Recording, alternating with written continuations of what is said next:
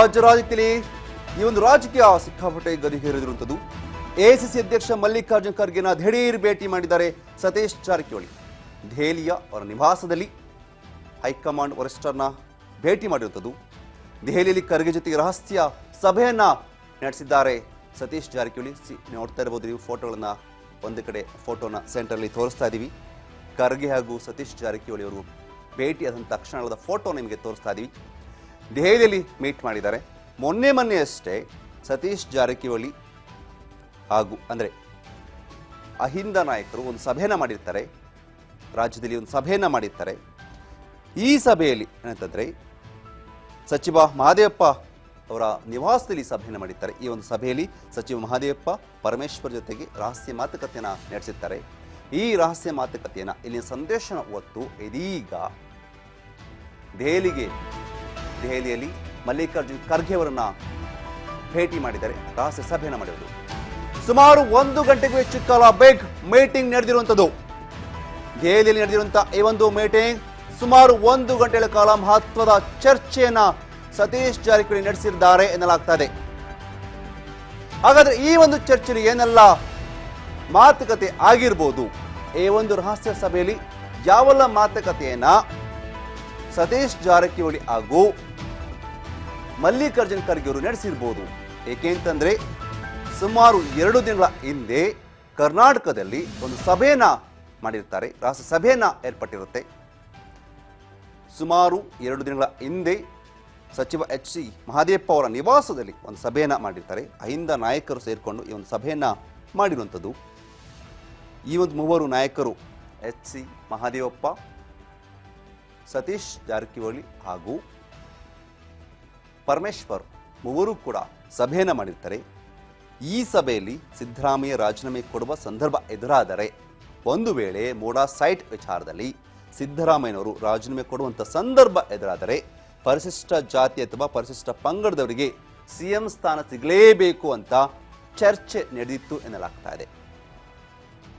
ಅಲ್ಲದೆ ಸದ್ಯಕ್ಕೆ ಈ ವಿಚಾರ ಕುರಿತಂತೆ ಈಗೇನು ನಡೀತಾ ಇದೆ, ರಾಜೀನಾಮೆ ಕುರಿತಂತೆ ಸಿಎಂ ಸಿದ್ದರಾಮಯ್ಯ ರಾಜೀನಾಮೆ ಕೊಡಲೇಬೇಕು ಅಂತೂ ಏನು ಪ್ರತಿಪಕ್ಷಗಳು ಪಟ್ಟು ಹಿಡಿದು ಕೂತಿದ್ದಾವೆ. ಈ ವಿಚಾರ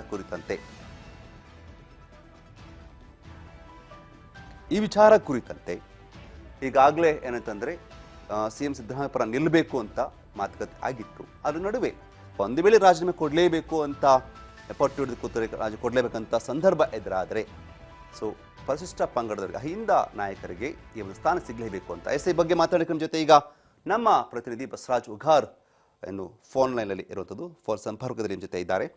ಬಸವರಾಜ್, ಒಂದು ಕಡೆ ಏನು ಈ ಕಡೆಗೆ ಮೂಡಾ ಸೈಟ್ ವಿಚಾರ ಕುರಿತಂತೆ ರಾಜ್ಯದಲ್ಲಿ ಸಿಎಂ ಒಂದು ವಿಚಾರ ಸಾಕಷ್ಟು ಗೊಂದಲಗಳು ಇರುವಂಥದ್ದು. ಈ ಗೊಂದಲಗಳ ನಡುವೆನೆ ಸತೀಶ್ ಜಾರಕಿಹೊಳಿ ದೆಹಲಿಗೆ ಹೋಗಿ ಅಂದರೆ ಮಲ್ಲಿಕಾರ್ಜುನ್ ಅವ್ರನ್ನ ಮೀಟ್ ಮಾಡಿದ್ದಾರೆ. ಈ ಒಂದು ರಹಸ್ಯ ಸಭೆ ಕೂಡ ಆಗಿರುವಂಥದ್ದು. ಏನೆಲ್ಲ ಮಾತುಕತೆ ಆಗಿರ್ಬೋದು, ಯಾವ ವಿಚಾರನ್ನ ಮಾತುಕತೆನಲ್ಲಿ ಮಾಡಿರ್ಬೋದು ಅಂತ ಇರುವಂಥದ್ದು ಬಸವರಾಜ್? ಯತೀಶ್, ಈಗಾಗಲೇ ರಾಜ್ಯದಲ್ಲಿ ಮೂಡಾ ಪ್ರಕರಣಕ್ಕೆ ಸಂಬಂಧಪಟ್ಟಂತೆ ಸಾಕಷ್ಟು ಕಾಂಗ್ರೆಸ್ ಪಾಳ್ಯದಲ್ಲಿ ಚರ್ಚೆ ಕೂಡ ಆಗ್ತಾ ಇದೆ, ಸಾಕಷ್ಟು ಬೆಳವಣಿಗೆ ಕೂಡ ನಡೀತಾ ಇದ್ದಾವೆ.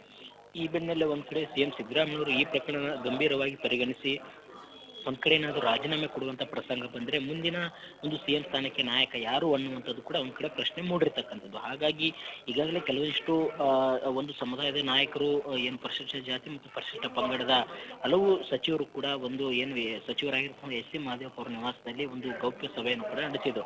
ಆ ಸಭೆಯಲ್ಲಿ ಪ್ರಮುಖವಾಗಿ ಇದೇ ವಿಚಾರ ಚರ್ಚೆ ಆಗಿರ್ತಕ್ಕಂಥದ್ದು. ಒಂದು ಸಿಎಂ ಸಿದ್ದರಾಮಯ್ಯವರ ಬೆಂಬಲಿಸೋಣ, ಇಲ್ಲವೇ ಅವರು ರಾಜೀನಾಮೆ ಕೊಡುವಂತ ಪ್ರಸಂಗ ಬಂದ್ರೆ ನಾವು ಯಾರಾದ್ರೂ ಸಿಎಂ ಸ್ಥಾನಕ್ಕೆ ಏರೋಣ, ಇದನ್ನ ಹೈಕಮಾಂಡ್ ನಾಯಕರಿಗೆ ಒಗ್ಗಟ್ಟಿನಿಂದ ನಾವು ಸಂದೇಶವನ್ನು ರವಾನೆ ಮಾಡೋಣ ಅನ್ನುವಂತ ವಿಚಾರ ಕೂಡ ಚರ್ಚೆ ಮಾಡಿದ್ದಾರೆ.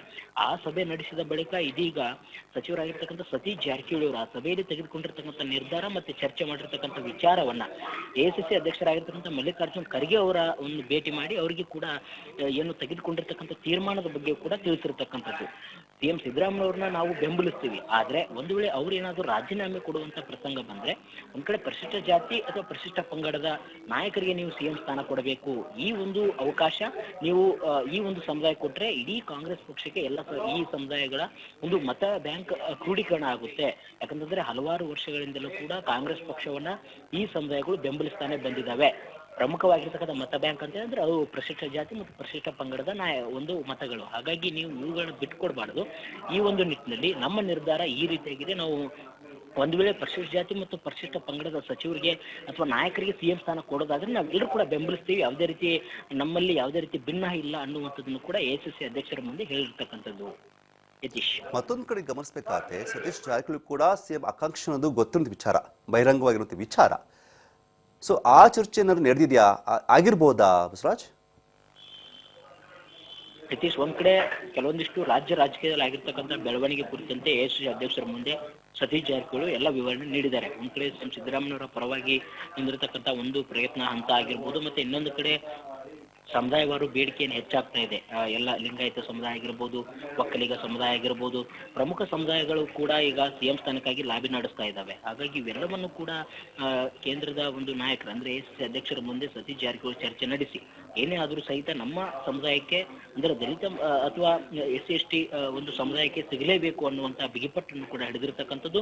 ಒಂದು ವೇಳೆ ಏನಾದರೂ ಆ ರೀತಿಯಾಗಿರ್ತ ನಿರ್ಧಾರ ಕೈಗೊಳ್ಳಿ ಅಂತಂದ್ರೆ ಅದನ್ನ ಕಾಂಗ್ರೆಸ್ ಪಕ್ಷ ಮುಂದೆ ಎದುರಿಸಬೇಕಾಗುತ್ತೆ ಅನ್ನುವಂಥದ್ದನ್ನು ಕೂಡ ಕೆಲವೊಂದಿಷ್ಟು ಮಾತುಗಳನ್ನು ಆಡಿದ್ದಾರೆ ಅನ್ನುವಂತ ಮಾಹಿತಿ ಕೂಡ ಇರುವಂಥದ್ದು. ಯತೀಶ್, ಓಕೆ, ಮತ್ತೊಂದಿಷ್ಟು ವಿಚಾರ ಈಗ ಏನಂತಂದ್ರೆ ಇವರ ಚರ್ಚೆಗಳು, ರಾಷ್ಟ್ರ ಸಭೆಗಳು ನೋಡಿದಾಗ ಎಲ್ಲೋ ಒಂದ್ ಕಡೆ ಇಷ್ಟು ದಿನ ಸಿಎಂ ಸಿದ್ದರಾಮಯ್ಯ ಅವರು ನನ್ನ ಕುರ್ಚಿ ಏನು ಭದ್ರವಾಗಿದೆ, ನಾನು ಜಗ್ಗಲ್ಲ ಬಗ್ಗಲ್ಲ, ನಾನು ಕಾನೂನಾತ್ಮಕ ಹೋರಾಟ ಮಾಡ್ತೀನಿ ಅಂತ ಹೇಳಿದ್ರು.